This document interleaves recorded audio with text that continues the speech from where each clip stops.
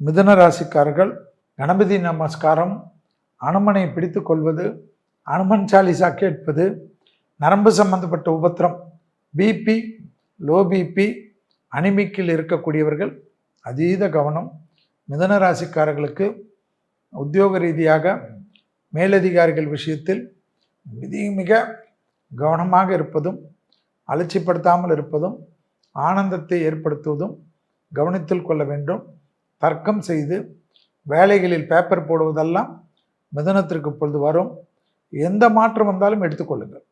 உத்தியோகத்தில் வேறு உத்தியோகம், இன்னும் சம்பளம் கம்மி, அதெல்லாம் கவலைப்படாது. உங்கள் வாழ்க்கையை மாற்றி கொடுக்கக்கூடிய மாற்றங்கள் நிச்சயமாக ஏற்படும். தொலைதூரத்திலிருந்து நல்ல செய்தி வரும். விடுபட்ட குலதெய்வ வழிபாடுகள் நிவர்த்தி ஏற்படுத்தி கொள்வீர்கள்.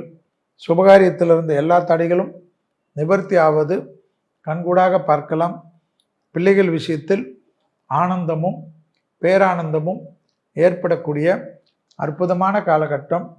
பிள்ளைகள் விஷயத்திலும் துணை அல்லது துணைவியார் விஷயத்திலும் கோபதாபம் இல்லாமல் இருப்பது மிதுனத்திற்கு நன்மையான காலகட்டம் என்பதை ஞாபகத்தில் வைத்து கொள்ளுங்கள். மிதுன ராசிக்காரர்களுக்கு உத்தியோக ரீதியாக அதீத கவனம். மேலதிகாரிகள் விஷயத்தில், வழக்குகளில், வண்டி வாகனத்தில் கவனமாக இருக்க வேண்டும்.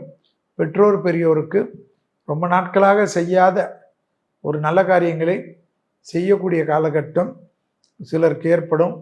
பூர்வீக சொத்தில் இருந்த பிரச்சனைகள் பரிபூர்ணமாக நிவர்த்தி ஏற்படுவது மிதுனத்திற்கு ஆனந்தமும் பேரானந்தத்தையும் ஏற்படுத்தி கொடுக்கும்.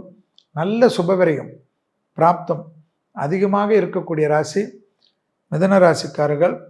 ஏற்கனவே தேகாரோக்கியத்திற்கு மருந்து எடுத்து கொண்டிருந்தவர்கள் டைம் படி எழுதி சாப்பிடுவது நன்மை தரும்.